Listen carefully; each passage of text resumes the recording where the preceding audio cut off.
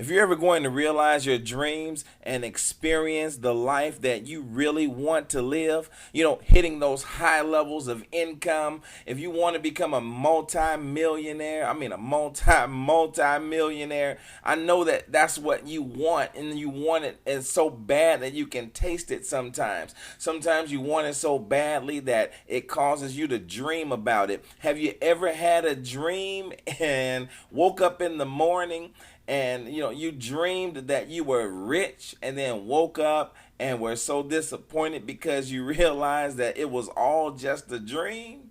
Listen, my friend, that dream can become a reality. And I'm here to tell you from my personal experience that you can go from one level to another level to another level to another level and continue to experience incredible growth spurts in your level of income. But what's going to happen is you must become a person of serious discipline. There are several disciplines that you must embrace and practice in order to become a wealth builder. There's a lot of things that I can say on this subject matter, but right now I want to share with you at least 9 disciplines of a wealth builder. Number 1 is deep-seated spiritual beliefs. You understand that we are spirit beings and having human experiences. Now let me begin by telling you this, that many books have been published in an attempt to either disprove or prove the existence of divinity, the existence of God. And I'm not going to argue that point here, and neither do I think that I should have to. The thing is, because I personally believe it is a non-debatable situation that is non-debatable as to the existence of God. And so there is a force that's greater than any power that can be mustered up by mankind. Many have come to call this force the universe or infinite intelligence. I prefer to call him God. And I unashamedly and unapologetically declare my faith in the creator of all that is. That is God. And of course, I'm not alone in my belief. You realize that the overwhelming majority of high achievers throughout the entire history of mankind agree with me on this point. They all seem to say with one accord in one way or another that I am a child of God and it is therefore my right to succeed. You realize that in order to be a wealth builder, you must accept this and believe that we were created in the image of God and that God is not flesh and blood, but he is spirit. And when the Holy Scripture says that we are made in God's image and likeness, it means that we are spirit beings. So we are spirits who dwell in a body. We were created with all the elements to be whoever we want to be and to do whatever we can imagine doing. But we must realize the truth that life is spiritual, and winning in life requires internal change. Listen to me, folks. There can never, ever, ever be any physical change realized until you have mastered the art of understanding that everything in life happens from the inside out. So life is spiritual. The master teacher himself says that we must be born again. In other words, we must be spiritually regenerated. You've got to have an entire character makeover from the inside out. That your whole being must be translated and transformed into a new mentality, a new attitude, a new way of talking, a new way of walking if you're going to experience those new levels that you seek. See, the bridge that connects us to divinity is our faith. And so you must reach beyond your ego in order to tune in to the divine, in order to realize your own true potential and understand that the greatest secret in life is that you are already rich because you're made as a spirit being. And when you realize that and accept that and begin to operate in this fashion and view life through that lens and understand that, your worldview has to come from a spiritual standpoint in order for you to experience the growth that you seek. You see, money is nothing unless we attach value to it. See, true wealth is not green money. True wealth, my friend, exists inside of the individual. And the fact of the matter is, you are already rich. To help us to understand this, there was an old story that was shared many, many years ago. I didn't originate the story, but I love to retell it, about an old African farmer who owned hundreds of acres of land. And I know you heard the story before, but the old man, even though he had all this land, he was actually not a very wealthy person. You see, he couldn't figure out a way to make his land profitable for him. He couldn't till it and make it grow crops because it was covered with all of these rocks and stuff, and it had all these caves on it and different things. And so the old man actually heard about men and women finding diamonds and in other parts of Africa. And so he said, Eureka, that's what I'll do. I'll sell my land to the highest bidder and use that money to fund my journey to search for diamonds. And that's what he did. He sold his land to the first person that offered him some money and went on his journey to search for, woman's best friend, those beautiful gems, right?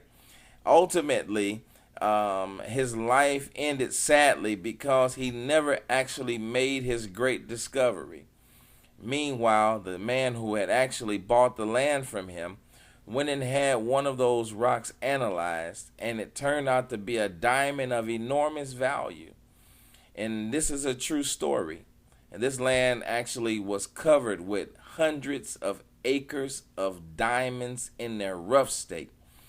You see, the first man was sitting on top of what he actually sold in order to go look for it somewhere else.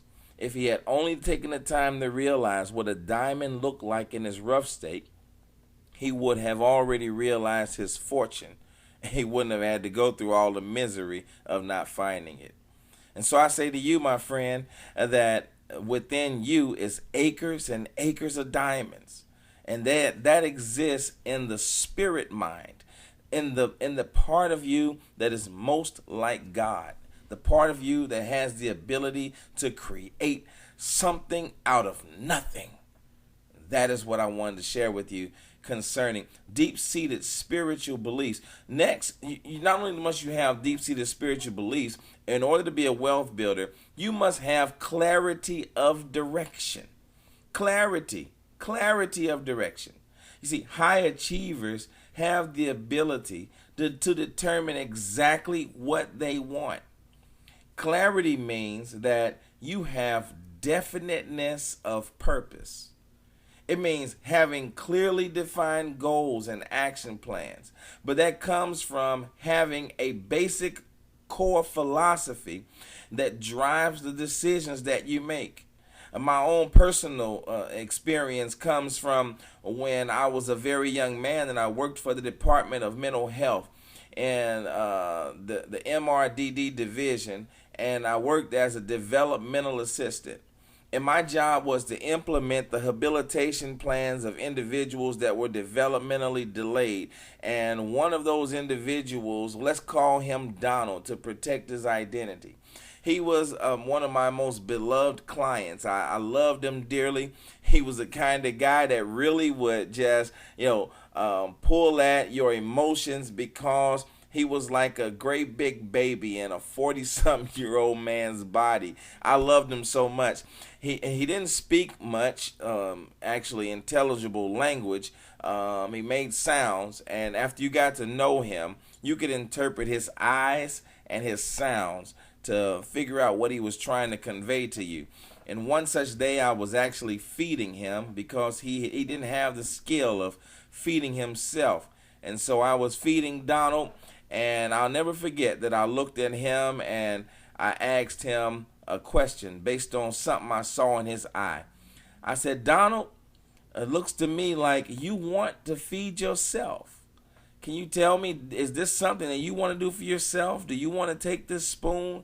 Do you want to grab this and put food in your own mouth? Do you want to do it?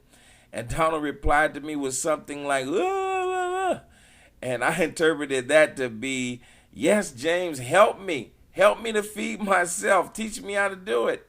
And I'm telling you, I must have been right, because after 7 months of working with him, it was very frustrating at times.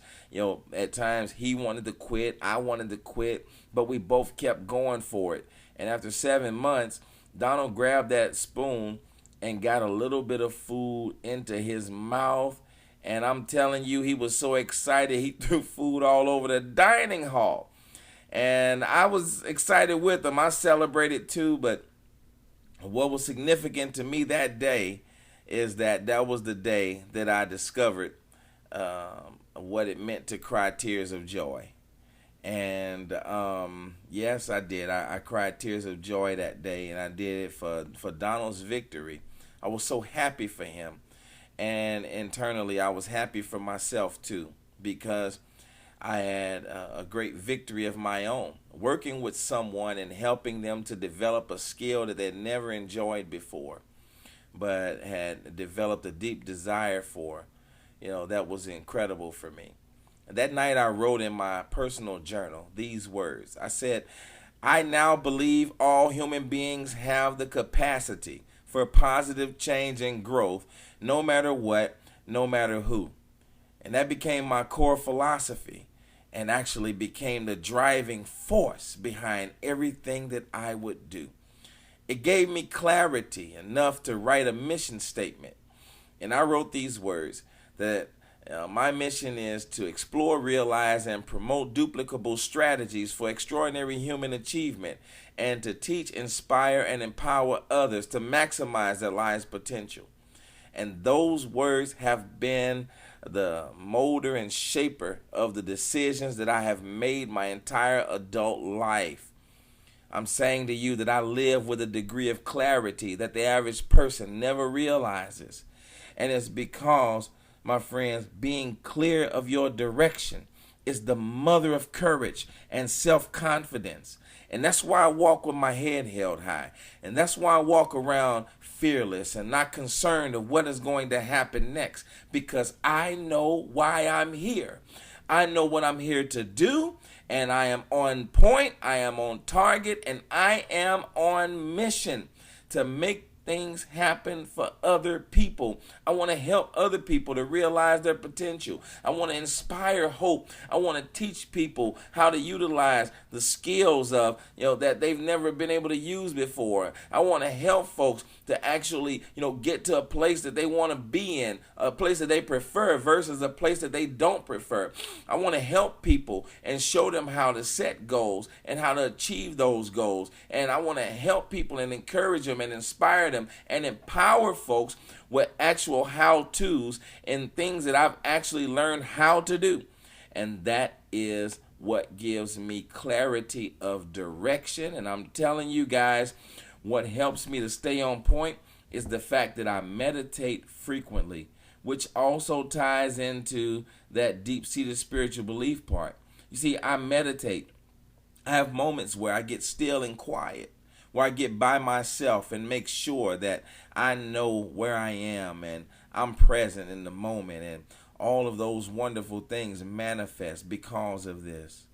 And we'll learn more about that as we move forward. In fact, I actually have an entire teaching on how to actually get centered and get into that place where your spirit man begins to communicate with your flesh man and your conscious mind, and you actually experience what it's like to be fully present in a moment and have those moments where you get what I call divine downloads, and you get, some people call them epiphanies, but I get them every day now. It's because of the way I live my life. I have clarity of direction. And number 3, not only must you have deep-seated spiritual beliefs and clarity of direction, but you must also find a labor of love.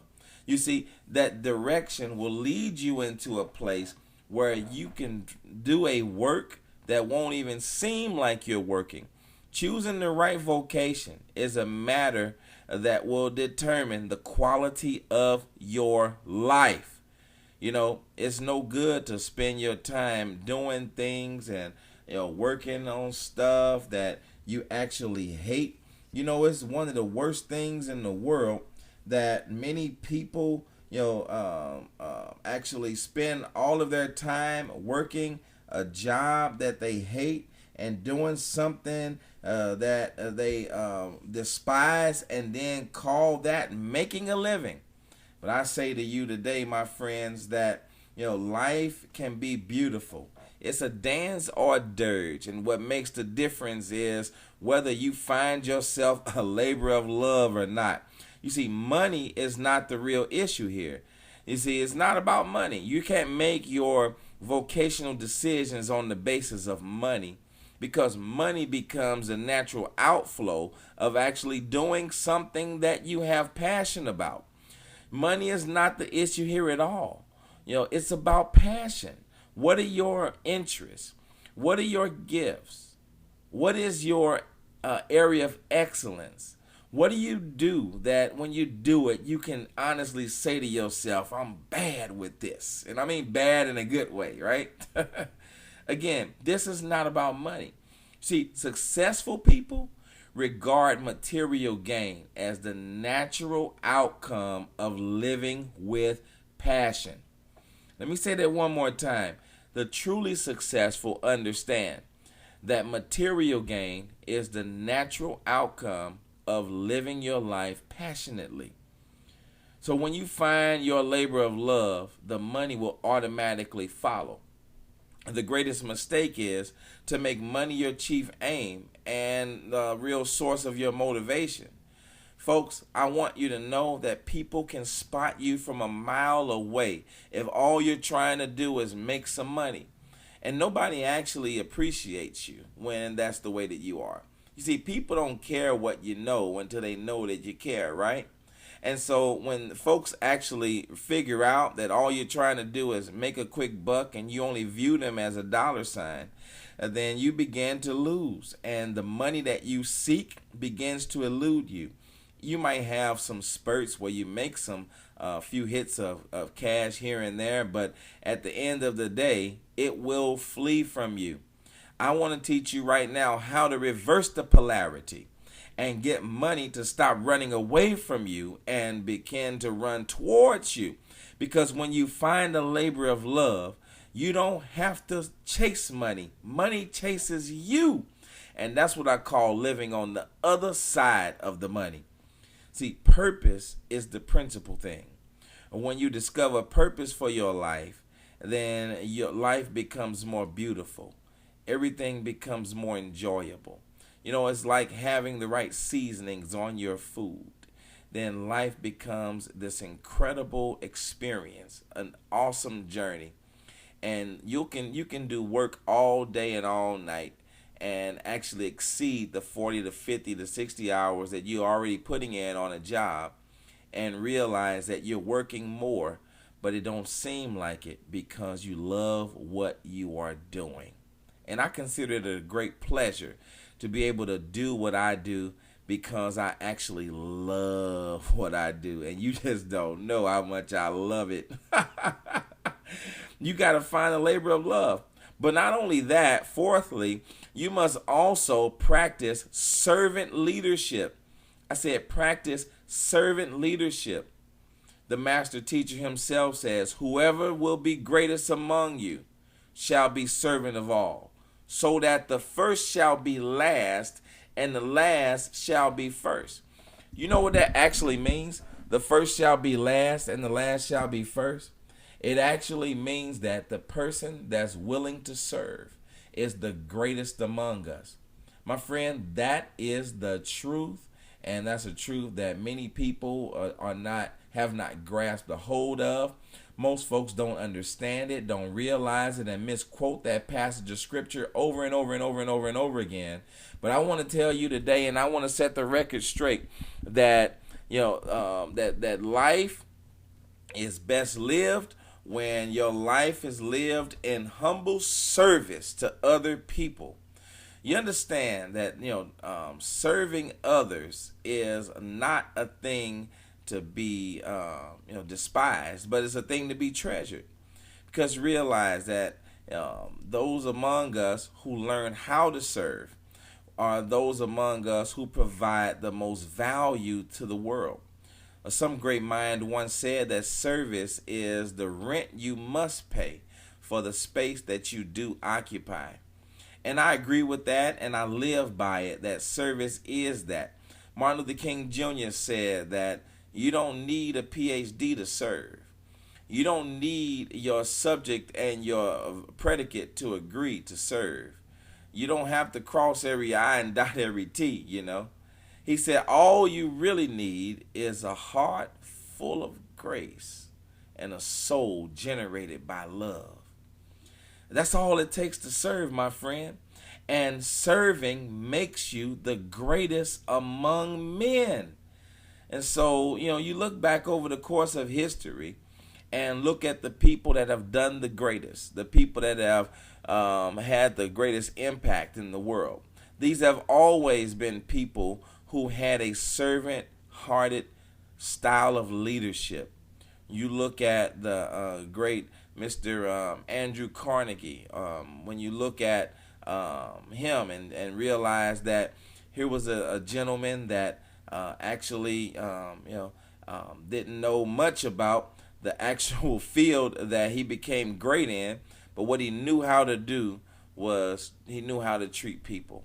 And that's what I want to share with you right now. He knew how to serve the folks that were under his leadership.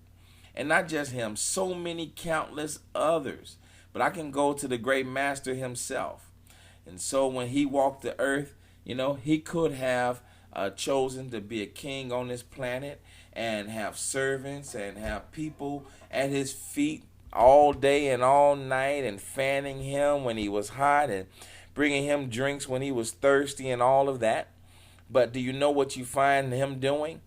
Girding himself with a towel, going down on his knees and washing his disciples' feet. And I say that because he did that as an example. And he even said what the example was done for, or he even said what he did it for. And that is to show them and all of us that if he, who was greatest of all, was able to go down and serve his fellow man, then how much more should we? So servant leadership is a master key to experiencing great wealth and success in life. Number 5, you must develop some salesmanship. Now, I know you don't want to hear that because the number one thing that people say is, I don't want to sell anything. I understand that, but realize that you must learn to tell your story and to present yourself, your product or service in a persuasive way. If you're going to achieve great wealth, if you're going to be a wealth builder, realize that this is a common thread among the greatest of all times. This is a common thread among the people that occupy the ranks of the wealthiest and most successful. Salesmanship is a skill that you must develop. If you do not want to sell, that's quite all right. I understand that. Just know that if you do not develop salesmanship, you will never achieve greatness. Because, again, it's a common thread. You see, the trade-off for bypassing salesmanship is losing the game of life. The fact that you are engaged in this study and listening to me speaks of your ardent desire to win. And I know, therefore, and I am persuaded and assured that you will make this one of your greatest pursuits from this moment forward. That salesmanship is something that you must develop. You must learn the art of selling. You must learn the science of selling. There's many volumes of books that are written on it, but ultimately realize this, that what it matters most is that you learn how to tell your story and present yourself and your product or service in a persuasive way. That's all that it is to it.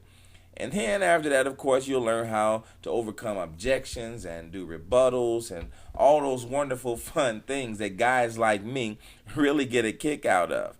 And you don't have to actually, make it something that you pursue and against the way that your own personality is made up. What I'm saying to you is something way greater than that. That according to the way your personality is, you want to be as authentic as possible, to be the real you, and to learn how to present you in a way that is persuasive, compelling, and that attracts all of the resources that you desire. So if you're going to be a wealth builder, then you definitely have to master salesmanship. Number 6, you must master the speed of implementation. Understand this, your speed of implementation is the number one determining factor in your success in business. Realize this, that speed of implementation is the ability to execute your plans quickly. I said speed of implementation is your ability to execute your plans quickly. That is, to do exactly what you said you are going to do, and to do it quick, fast, and in a hurry. Decide immediately. Don't wait. Somebody said if you study long, you study wrong. I learned that when I was playing cards. If you do study long, you will study wrong. My friend, when the idea hits you, begin to act immediately. Only the poverty-stricken will tell you to give everything several days or weeks to choose something great. Only the poverty-stricken will tell you something like that. But the ranks of those who are high achievers, those ranks are filled with fast starters, people that make snap decisions and make them quickly. The reasons for this seemingly hasty way of living and approaching one's future are several. One, that time is our most prized possession, and sitting in one spot only costs you more time. Understand this, time is not money. People will tell you that, but only the poverty-stricken believe this. People with jobs believe that time is money. That's why they trade hours for dollars. But time is not money. Understand this, time is time, and money is money. And one of them is greater and more valuable than the other. Obviously, time is more valuable because once it is utilized, expended, or invested, you can't get it back. It's gone forever. Money, on the other hand, can be replaced. And so, when it comes to speed of implementation, realize that time is of the essence. Number 2, high achievers know instinctively that thought seems to travel. Am I the only one that's had an idea and sat on it too long, and eventually, because I sat on my idea too long, I saw it manifesting somewhere else? Somebody else did it, and I had to look at that person and that manifestation of that thing that I thought of first and say, man, I thought of that already. And that person was making millions of dollars or thousands of dollars from an idea that you could have moved quickly upon and probably did better than them. You see, high achievers know that if they don't make a move quickly, somebody else is going to make that move. And if I was you, I wouldn't take those kind of chances. And number 3, being first is better than being second. Does that make sense? There can only be one number 1. You want to be first. You don't want to be the only one. I know you want to share it and let other people in on it, right? but you definitely want to be the first, because first to market is more valuable to you than being second, third, or fourth to market. And of course, you remember the old saying that goes, snoozers are losers, right? Well, it's true. And my understanding of this point comes from a prestigious institution of learning that I call ant school. You know what an ant is. So the ancient and wise King Solomon admonished us in his book of Proverbs to consider the ant. See, ants do not waste time, my friend. They realize that winter is at hand and summer is a fleeting thing, and that during the summer is their only shot to work hard and get everything they need. And doing something is better than doing nothing. You realize that, if you consider the ant and how hard they work in the summer and how lavish they live in the winter, this is exactly the way your life will be. If you move quickly on your ideas and make things happen right away. When opportunity is presented to you, understand that the wealthy, they are counting, and you have a number of seconds to make a move, and then the opportunity is quickly removed away from you, because they know that speed of implementation is the utmost importance, and it will tell a lot about your character if you move swiftly. So I tell you this, to try it now. Do it now. Make things happen quickly, like never before. Don't look for excuses. Look for ways to make things happen. Don't worry about being perfect or getting it right. That's not the key thing here. The key thing is doing it right away. The best time to take action on something is right now.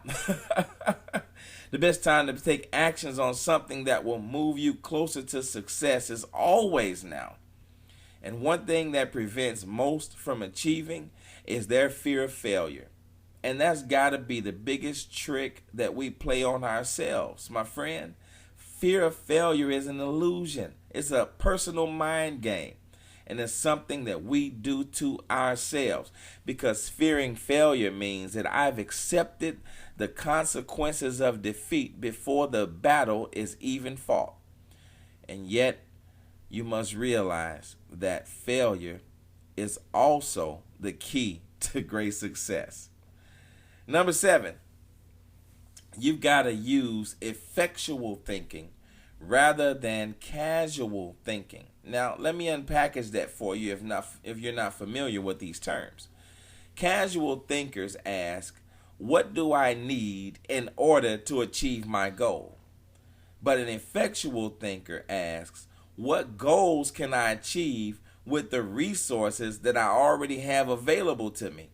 You see the difference? And effectual reasoning is a little strange at the beginning, because you don't start by focusing on only one goal, but it is very important. Excuse me. It is very important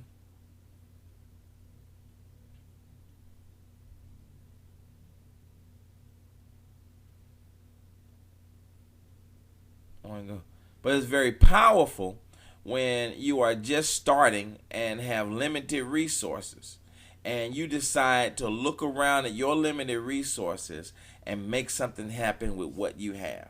See, if you focus on all the things that you're missing to move forward, then you will feel stuck. And effectual thinking avoids that by forcing you to focus on what you have and suggest that you explore the possibility of what you can achieve with them. Booker T. Washington says, start where you are with what you have, knowing that what you have is plenty enough. Be an effectual thinker rather than a casual thinker.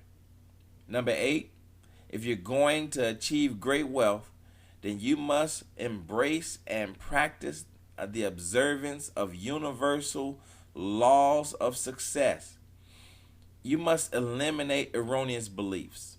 My friend, sitting around waiting on your ship to come in and all of those type of beliefs, and you're waiting on your luck to change and all of that.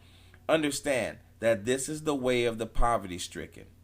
You must free your mind of the mental chains that your environment and your upbringing have placed upon you. You must free your mind of the things that the people around you and your environment taught you. Unless it is a principle that will help you to win, you must remove that and dismiss it as an erroneous belief. Even the things that come from the people that you love the most, understand that their love for you is no indication of the quality of the principle that they have taught you.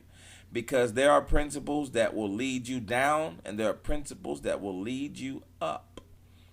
Personal history and perceptions of your past experiences can have a devastating effect on your future, depending upon whether or not you have done this introspective analysis. Plato said that the life that is unexamined is not worth living. And I want you to begin to examine yourself and to determine what good principles are you building your life on. What laws are you basing your life on? You know, you can Google that, the universal laws of success, and you can find volumes that have been written on those principles. And these laws are just as binding and true as the laws that govern our physical universe. Just as the law of gravity says that everything that goes up must come down, so too does the law of reciprocity say that everything that you sow, you will actually reap, but you will also reap it in greater proportion than what you sowed it in. And the type of seed will determine the quality of the harvest.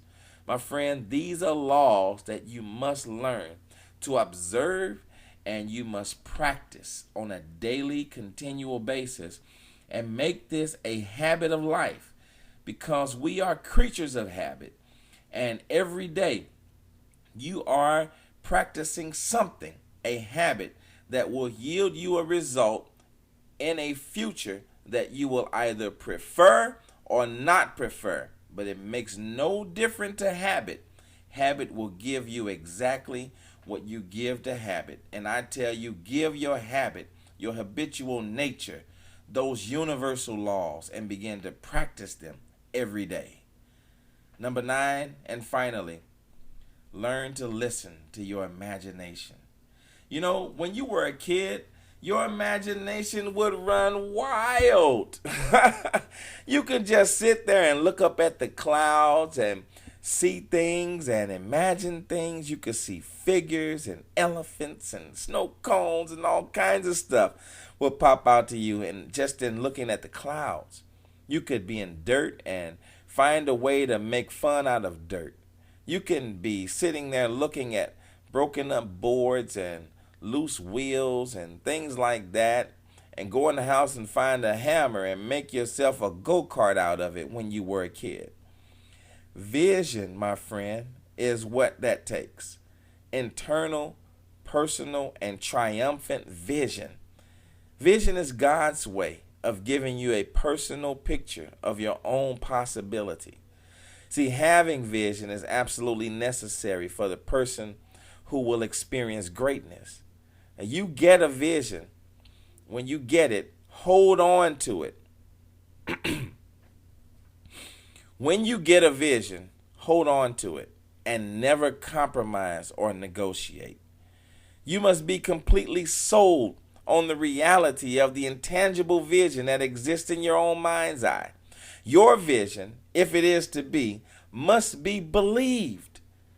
You must write it down, and then you must act upon it and try it out and then keep it close to your heart. And if you don't believe in your own vision's contents and purpose, as well as the feasibility of its manifestation, it will only be an emotional hope so and never to be realized. You see, belief must happen instantly because you will become inspired by what you believe. And secondly, you must adopt the philosophy that if it does not get written, it will not get done. The scripture says that you must write your vision and make it plain upon tablets. Writing your vision will help you to crystallize your belief as it becomes a constant reminder. And be sure to summarize your vision in what is commonly known as a vision statement. Keep it short and sweet, but write it in the present tense and write it in words like I am happy and blessed now that, and then write out your vision as if it's already realized. Write it in the present tense. Having a well-written vision statement does no good to you, though, if you don't put it into action. Listen, put it into action. So that means get started, do it, and incorporate speed of implementation and do it right now. Begin to act it out. Get started, but please know that it will be difficult. The road ahead of you is going to be hard. The road ahead of you is going to present all types of obstacles. And as you move toward the attainment of your ultimate goals, I want you to understand that the obstacles and the resistance that's presented to you is placed there for a divine purpose. You see, the harder the diamond, the more brilliant the sparkle, which means more pressure had to be applied to bring out that sparkle. Pressure, my friend, circumstances that arise that make it seem like you're on the wrong road are only there to test you and try you and to make you stronger. But you must persevere, and you must continue to move towards the attainment of your goals. And this is what I mean by the trying of your vision. See, your vision must be tried. And if the vision is believed, then your belief will definitely be tested.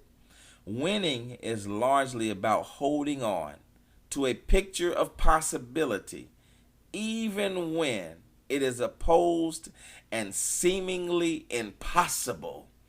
I'm a person who stands as a living and breathing testimony, my friend, that I have overcome insurmountable odds. That I was a young man who came from the street life and ended up living a complete life. And I used to be someone who didn't speak intelligently, someone who used street slang, someone who didn't even walk upright. And I had to practice that. I spent time in the park and, talking to trees and squirrels and lakes and rivers. I spent time doing things that were weird to other people. I would walk around my church with books on my head in order to get my posture together. I spent a lot of time reading and studying, and I kept pushing forward. Even at times when I had to go through moments where I had no money, moments where I didn't have a car. I even had a period of time where I had to be homeless for about a month. And during that time of homelessness, I'm telling you, I found myself speaking to the men in the shelter because I had clarity of purpose, and I knew that I had to be there for a reason, and that my Creator wouldn't have put me in a situation where my purpose couldn't be realized.